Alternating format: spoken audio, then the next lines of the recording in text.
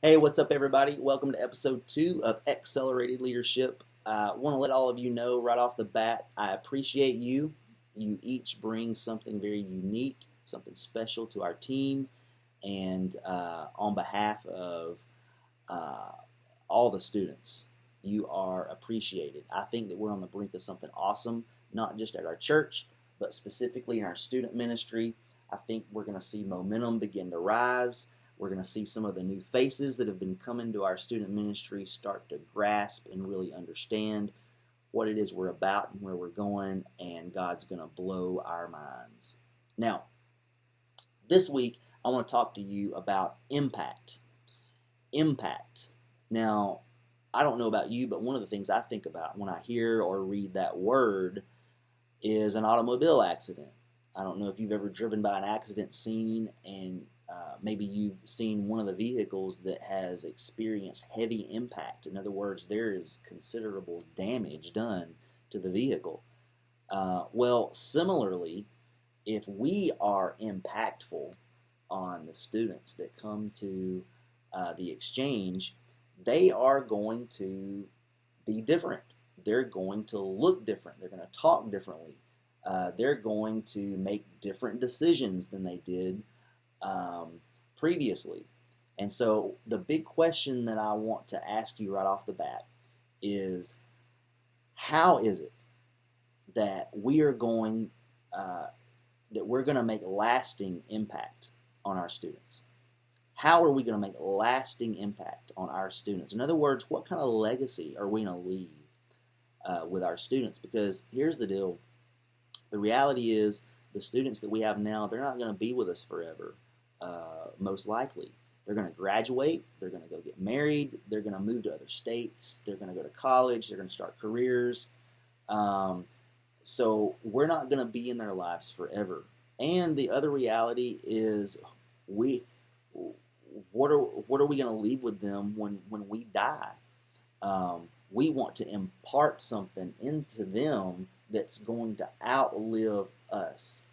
And so there are three things that I believe that we could actually take action on this week. Like literally tomorrow night, we could be mindful of these three things, because I believe that these three things are gateways of us leaving lasting impact on our students. The first one is attraction. So what is it that is going to attract students to us? Because here's the deal, and I've learned this over the years, pizza and nachos is not going to make a lasting impact on students. Our giveaways, the games that we play, that kind of stuff is very temporary. It's a good open door, but it's not something that we need to be known for in making lasting impact on students as leaders. So what is it, you might ask? Well, I believe it's the abundant life, because I believe deep down on the inside of all of our students, they desire the abundant life that we teach about. They desire the abundant life that they hear taught about at the exchange. And so what we have to ask ourselves is, do we possess that? Are we living the abundant life? Because that's what really needs to be attracting them to us, is our level of peace, our level of joy, our level of excellence. That's what Jesus would define as an abundant life. And so here's the deal. Here's what we need to caution ourselves about as leaders, is if there's anything other than the abundant life that is attracting a student to us, we might want to take a look at it. Now, here's the deal. I'm going to say some things that might be a little controversial, but guard yourself, guard your hearts, don't get offended. Ladies, you're going to have to guard yourselves in this area when it comes to ministering and coaching and mentoring our middle and high school girls, because sometimes it's very tempting to want to attract and connect with a female student utilizing gossip. Sometimes we think that we'll just get this deeper level of connection with a student if we can just share some juicy information with them. Well, you're going to set yourself up for failure. because they may listen to you a little while, and you may think that you've got a little inlet with that student, but in the long run, they're not going to entrust you with valuable, life-changing information. They're not going to really open up to you about things that are impacting their life that they may be struggling with, because if you're going to gossip about someone else to them, chances are they know that you will gossip about someone else about them if they were to share that information with you. So guard yourselves on that. Also, another thing is, be aware that especially middle school girls, are boy crazy. So guard yourselves about trying to attract and connect with our young ladies using terminology, using stories about, ooh, isn't that guy cute? Oh, you know what? I think he was looking at you. Hey, do you have his number? Listen, that might get their attention, that might attract them a little while, but you're setting yourself up for failure long term if you want long term impact, because we have to understand the difference between being a coach and being a companion. And at the end of the day, if we have to choose one, we're going to be a coach. We're not going to be a companion to the students. Guys, you have to guard yourselves in the area of media, music, movies, different things like that, different concert venues. Listen, you have to really, really be careful, because when all else fails, you've got to side with holiness, not edginess. And so really guard yourselves, because we know this to be true. What we allow as an adult, as a leader, in moderation, a student will use as a license to do in excess. All right? Let me say that one more time, because that was good. And I think my coffee cup right here just said amen. What we allow as adults in moderation, students will use as a license to do in excess. In other words, what we may, a joke that we may laugh at, something, a little edgy that we may say, they will in turn go overboard with it. So just be careful about that. So attraction. And here's the deal. What students really, really need is a sense of family. They need a sense of someone that really cares about them, that we care about what they do as an extracurricular activity at school.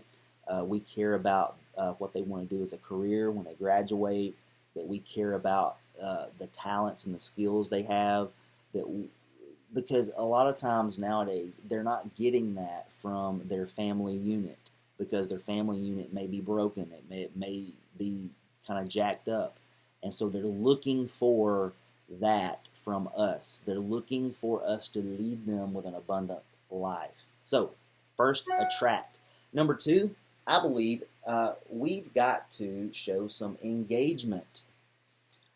We have to engage with the students if we want lasting impact.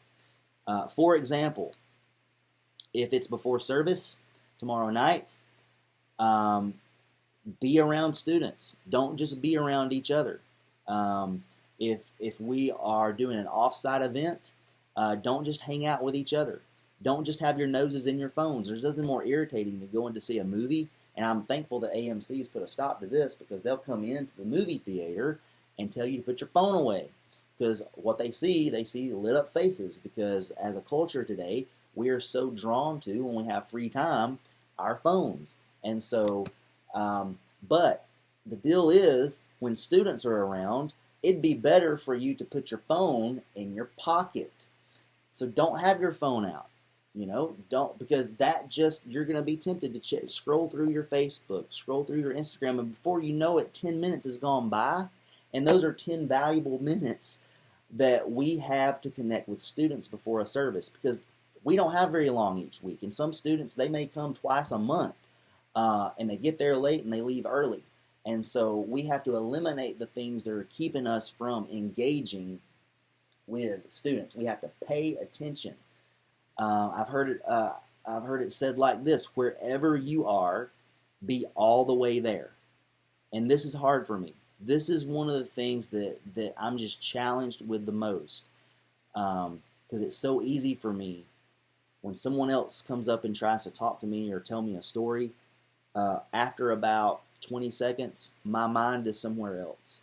I see their lips moving. I see noise. I hear noise coming out their mouths, but mentally, I'm just not even paying attention. And so this is something that I'm going to try to work on tomorrow night. I'm going to try to be all the way there, before service and after service. And so I encourage you guys to all help me with that, and do the same thing. Number 3 is inspire. We've got to inspire students. So number 1, we need to attract. Number 2, we need to engage. Number 3, we need to inspire. Listen, when I talk about inspiring students, I'm talking about doing things like sending them encouraging text messages, sending them handwritten notes, saying, hey, just want to let you know I'm thinking about you. I'm praying for you. I know that last week you wanted us to pray for your grandma. I hope she's doing better. Send them encouraging messages on social media. Pray for them. Be mindful about what their next step should be and inspire them to take their next step. Their next step might be salvation. It might be getting water baptized. It might be getting involved and getting plugged in and serving. But inspire them to take their next step, because we have students right now. They're here every Sunday early. They're here every Wednesday, and you know what? They're doing stuff. They're helping us operate as a church. But here's the real deal, guys. If nobody had inspired them to get involved, who knows? They might have dropped off from even coming to church. Who knows? So we've got to inspire them to get involved, because they have gifts and abilities on the inside of them. And you know what? God's looking to us to show them the way and impact them through inspiration. We got to inspire them to make godly decisions, to take their next step.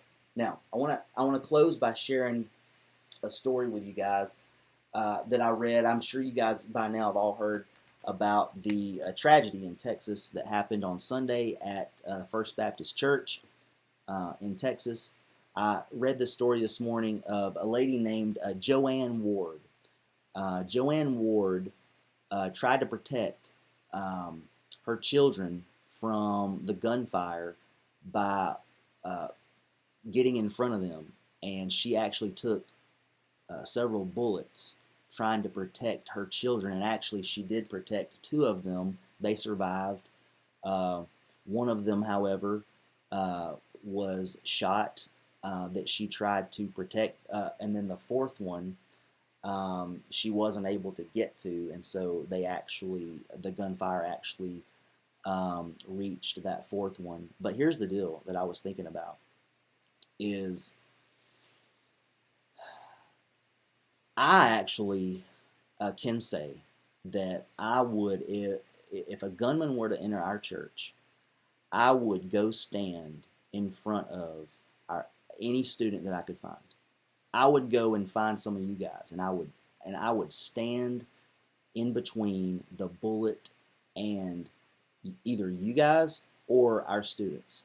Why? Because I believe that our students can take our vision of the exchange, our vision as Christ followers, much, much further than I can.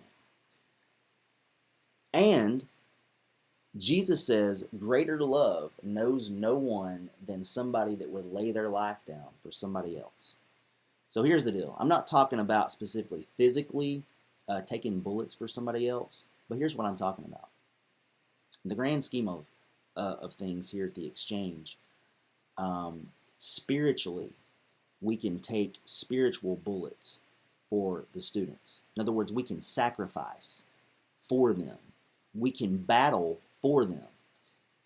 We've got some students right now facing some difficult things.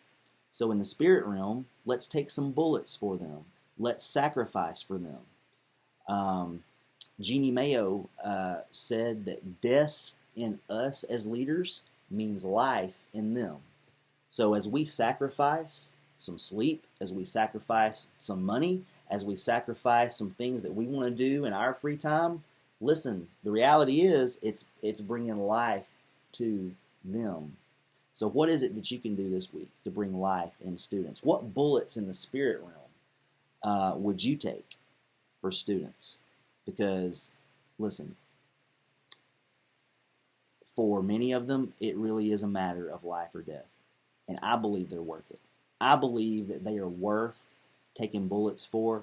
I believe that they can literally change the world.